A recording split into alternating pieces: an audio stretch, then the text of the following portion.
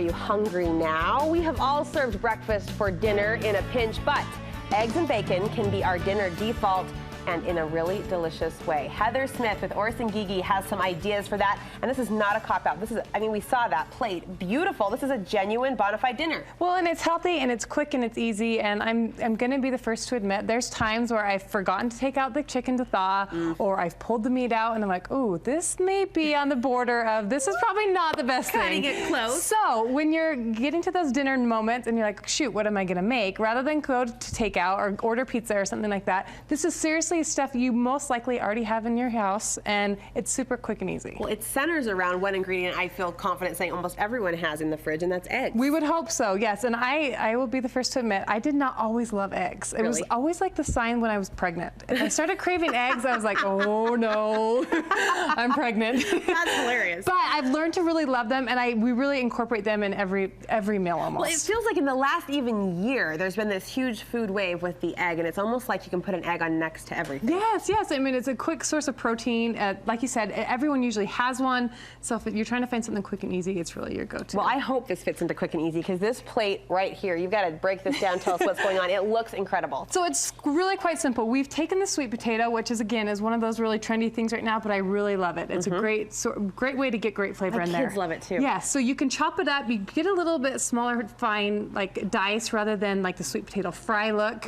And then you can pan fry it in your cast iron pan, or you can even roast it in the oven. I've just put it on the sheet pan. It's got a great mix of seasonings. It's got onion, garlic powder, salt, paprika, and chili powder with a little dash of cinnamon. So all those flavors together, mouth is watering right now. there. So that's a great way to get flavor with your egg and stuff. So you can pan fry it in there. I like to roast it in the oven just because I don't want to think about it. So throw that on a sheet pan, drizzle it with some coconut oil or some olive oil, and let it roast for 25-30 minutes. Again, you can be doing homework, you can be doing something else while that's roasting. Okay. So once you've got that, then you can take it out and you just put it on your plate. And again, of course, this is going to be different portions for kids and for adults, but for my husband and I, we load on the sweet potato. Yes. What are you reaching for? And then I love to add some greens. This is arugula. It's just a quick way to get some more of those greens in there.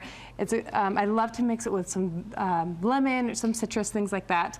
But it's a great way to get there. And then we're going to take our pan-fried egg, and you want to make sure that you leave that yolk a little soft, because that is going to add like a dressing to it.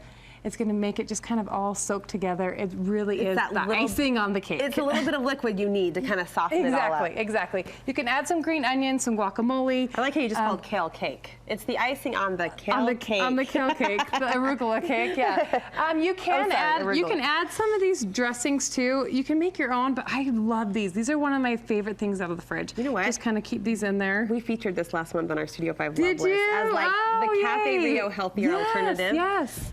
So drizzle some of that on there, add some guacamole, and of course, if you've got some, you gotta have some bacon. Go for it, girl. So just break that up, put that on there. This is a great way to get all your protein, a healthy alternative to take out, and you've got dinner in under 30 minutes, really. Has breakfast for dinner ever looked so delicious? I say nay. This is amazing. Amazing. All right, one more idea using eggs. Okay, so oftentimes when you're in a time crunch, you're trying to figure out what to do. You go for the breakfast, but you don't want to make omelets for every single person in your family. Right. So here we've got 15 eggs. We mix it with a ½ cup of milk. Put your salt and pepper. This is a great way to flavor your eggs when you're mixing it together, because when you get it in there, sometimes it won't always spread through. Okay. So mix it in here, pour it into a sprayed sheet pan. The sheet pan is honestly our favorite thing in the whole wide world. All of those eggs? All of those eggs, and you're just going to pour them right into your sheet pan. What is happening? So from here, you're going to preheat your oven to 450, because it's going to be pretty hot. Here, I'll be your dish girl. Okay, and then, well, I'm going to let you. You can, however many people you have in your family or how many servings you want, you kind of divide it in. So we've got 6 people, so I have 6 sections on each side. So we're making kind of individualized omelets? Yes, give everyone a section, and then they can put in whatever they want. This is fun. Green onions. Do the ingredients stay put? So they kind of do. They don't float around? The egg mixture will hold it together. As you're transporting it to your oven, they kind of blend a little bit. Yeah, I'm going to grab some cheese. Give Mark a section, give the kids a section. This is so fun, and Heather. it's kind of like the updated version of the potato bar where everyone kind of can put their own things together. Oh. I'm not gonna lie, my kids generally go for like loads of cheese and ham and call it good. I try to sneak a few veggies in there on sorry, mine blended into yours, but I should take your kids to dinner.